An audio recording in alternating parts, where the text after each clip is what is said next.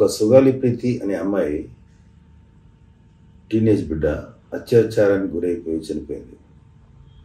మనమేం బరీ అవ్వకర్లా, తన కర్మ. డాక్టర్ సుధాకర్ అని ఆయన కరోనా మాస్కుల గురించి అడిగాడు, కోపంగానే అడిగాడు. తర్వాత నెమ్మదిగా అతని ఉద్యోగం నుంచి తీసేసి అతని పిచ్చోడిని చేసి పిచ్చోడిగా మార్చి అతనికి అతనే చచ్చిపోయేలా చేశాడు. మనకేం పర్లేదు, అతను ఎట్లా పోయినా సరే. ఒక అమర్నాథ్ లాంటి బిడ్డ వాళ్ళ అక్కని ఏడిపిస్తున్నారని చెప్పి అబ్బాయి గట్టిగా ప్రతిఘటిస్తే అబ్బాయిని చెరుకు తోటలో వేసి నిర్దాక్ష్యంగా కాల్చేశారు. ఇదంతా చేసింది వైసీపీ వాళ్ళే. అది మనకేం పర్లేదు. ఒక ఆడపిల్లల మీద రేపు జరిగితే ఏముంది, ఒక రేపుకేనో 2 రేపులకో ఎంత గొడవ చేస్తారేంటి అన్న మినిస్టర్ గారు. ఆవిడ ఏమన్నా సరే, అలాంటి రేపులు ఏం జరిగినా సరే మనకేం పర్లేదు, వదిలేద్దాం. ఒకళ్ళ ఇంటికి వెళ్ళి భర్తని కట్టేసి ఆ భార్యను రేపు చేస్తే వాళ్ళు కావాలని చేయలేదు, ఏదో ఆవేశంతో చేశారు అని చెప్పినటువంటి హోమ్ మినిస్టర్ గారు. మనం పట్టించుకోవద్దు, వాళ్ళ కర్మకాళ్ళు వదిలేద్దాం. ఆంధ్రప్రదేశ్లో ప్రజలకి అనేక రకాలుగా నష్టాలు జరుగుతున్నా సరే పట్టించుకోవద్దు, వదిలేద్దాం. సామాన్యుడు, చిన్నవాడు, పెద్దవాడు అన్న తేడా లేకుండా భూములు కబ్జాలకు గురైపోయి సర్వనాశనం అయిపోతుంటే మనం పట్టించుకోవద్దు, వదిలేద్దాం. అలాగే అక్రమంగా మైనింగ్లు జరుగుతా ప్రజల సొమ్ము దోచేస్తున్నా సరే మనకేం పర్లేదు, పట్టించుకోవద్దు, వదిలేద్దాం. వ్యాపారస్తుల్ని ఇక్కడ వ్యాపారాలు చేయనివ్వకుండా, ఇండస్ట్రియలిస్ట్ని రానివ్వకుండా, తద్వారా యువతకి ఉపాధి లేకుండా సర్వనాశనం అయిపోయినా సరే మనకేం పర్లేదు, పట్టించుకోక్కర్లేదు. వాళ్ళ కర్మకాండ వదిలేద్దాం. డిఎస్సి టీచర్స్ పోస్ట్ గురించి వేల మంది పిల్లలు ఫైట్ చేస్తున్నారు, వద్దు, పట్టించుకోవద్దు. వాళ్ళ కర్మకు వాళ్ళు వదిలేద్దాం. ఎన్విరాన్మెంట్ని ధ్వంసం చేస్తున్నారు, చెట్లు కొట్టేస్తున్నారు. నేను వెళ్తున్న రూట్, ఆయన సీఎం గారు వెళ్తున్న రూట్ సెట్ క్లియర్ చేయడానికి ఆ చెట్ల మీద ఆధారపడే వాళ్ళు ఎంతోమంది ఉన్నారు. కొబ్బరి చెట్లు లాంటివి, వాళ్ళు పోయినా పర్లేదు, వదిలేద్దాం. రైతులు ఆత్మహత్యలు చేసుకుని చచ్చిపోతున్నారు, మనకేం పర్లేదు, వదిలేద్దాం. భవన నిర్మాణ కార్మికులకి సరైన ఇసుక దొరకకపోగా వాళ్ళ పనులన్నీ ఆగిపోయి కుటుంబాలు ఆత్మహత్యలు చేసుకుంటారు, మనకేం పర్లేదు, వదిలేద్దాం. కౌలు రైతులు వాళ్ళకి సరైనటువంటి ఆదాయ మార్గం లేక నాశనం అయిపోతుంటే వాళ్ళు సూసైడ్ చేసుకుంటుంటే పర్లేదు, వదిలేద్దాం. వాళ్ళ చావు వాళ్ళని చావనిద్దాం.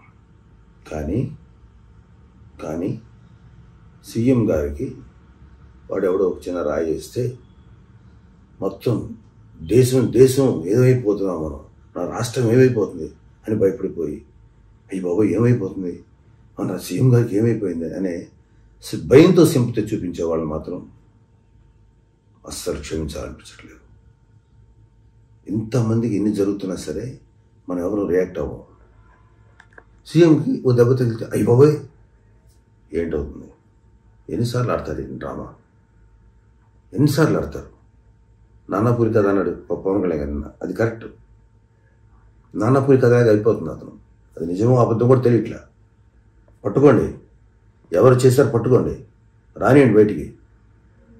మీ మీద కొడుకు దాడి చేశాడు, గెలవాలి ఎలక్షన్స్లో అని చెప్పి అన్నారు కదా, ఆ సీనియర్ని కోరండి.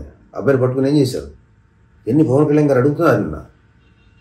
మలాంటి వాళ్ళందరికీ చాలామందికి ఒక అవేర్నెస్ క్రియేట్ చేశారు. సింపతీలతోటి గెలవాలని ట్రై చేయకండి, ఎక్కువ కాలం పనిచేయవి. అటు మమతా బెనర్జీ ఇలా కొంతమంది ప్రయత్నించారు, కొంతమంది వర్కౌట్ అయింది, కొంతమంది వర్కౌట్ కాల. సింపతీ వద్దు. మీ వైఎస్ఆర్సీపీ ప్రభుత్వం ఉన్నంతసేపు అన్ని సింపతీ డ్రామాలతోనే మీరు ఇంతకాలం గెలుచుకుంటూ వచ్చారు, జనాలతో కళ్ళు తెరిచారు. మా జీవితాలకిను నీ మీద సింపతి చూపించి మా జీవితాలు నాశనం చేసుకోలేవు. ఖచ్చితంగా మీరు ఎన్ని సింపతీలు చూపించినా, ఎన్ని డ్రామాలు ఆడినా మీ వైసీపీ ప్రభుత్వం, మీ వాళ్ళు ఎంత గొంతు చించుకొని వచ్చిన వైసీపీ వాళ్ళు ప్రజలు రియలైజ్ అయ్యారు. ఇప్పుడు దాకా నేను చెప్పిన లిస్ట్ ఉంది కదా, ఆ లిస్టుకి సంబంధించి వాళ్ళ మీద సింపతి వాళ్ళ మీద చూపిద్దాం. అందరం మన తోటి మనిషి పడుతున్న బాధల మీద చూపిద్దాం, వాళ్ళు పడుతున్న కష్టాల మీద చూపిద్దాం. వీళ్ళ వైసీపీ దమన నీతికి బలైపోయినటువంటి ఎంతోమంది అమాయకురాలు వాళ్ళ మీద చూపిద్దాం. మాయమైపోయిన 30,000 మంది మహిళల మీద చూపిద్దాం సింపతి. చిన్న దెబ్బ తగిలితే అచ్చిపోయి వద్దు, డ్రామాలు ఫుల్ స్టాప్ పెడదాం. అలాంటి డ్రామాలు లెక్క చేయొద్దు. అవి చిన్న పసుపు రాసుకుంటే సరిపోద్ది. దయచేసి ఈ డ్రామాకి ఎవరు పడకండి. అఫ్కోర్స్ ఎవరు పడలేదనుకోండి, ఒకటి గుర్తుపెట్టుకోవాలి వైసీపీ వాళ్ళు, మీరు ఎన్ని డ్రామాలు చేసినా రేపు రాబోయేది జనసేన, టీడీపీ, బీజేపీ కూటమి. మీరు ఏమైనా చేసుకోండి, వచ్చేది అదే. మీకు మిగిలేది ఈ నాటకాలే. వేసుకోండి నాటకాలు. అది సొంత బాబాయిని చచ్చిపోతే చంపేస్తే దారుణంగా, వాళ్ళ కూతురు అల్పెరిగిన పోరాటం చేస్తుంటే అమ్మాయిని నానా మాట్లాడతారు. బాబాయ్ చనిపోతే ఎటువంటి సింపతి లేదు. తల్లిని చెల్లిని ఇంటి నుంచి బయటకు పంపిస్తే ఎటువంటి సింపతి లేదు. చిన్న దెబ్బ తగిలితే ఇంత అపన్నాయాన్ని డ్రామాలు. ఆపండి మీ నాటకాలు. వాళ్ళు దెబ్బ తగిలితే ట్రీట్మెంట్ తీసుకోండి. కొంపలే మాకు ఫుల్ ప్రొటెక్షన్ ఉంది కదా మీకు. SPG, Z category security, CM security ఇంతమంది ఉన్నారు కదా. కరెంట్లు ఎందుకు తీసేశారు? ఎంత చూస్తున్న నాటకం అనిపించట్లా? ఎంతో కాలం ఈ నాటకాలు సాగు. ఈ నాటకాలతోటి అధికారం సంపాదించలేరు. ప్రజలు రియలైజ్ అయ్యారు. నిన్న పవన్ కళ్యాణ్ గారు చెప్పిన మాటలు నిజంగా చాలా స్ఫూర్తిని కలిగించాయి.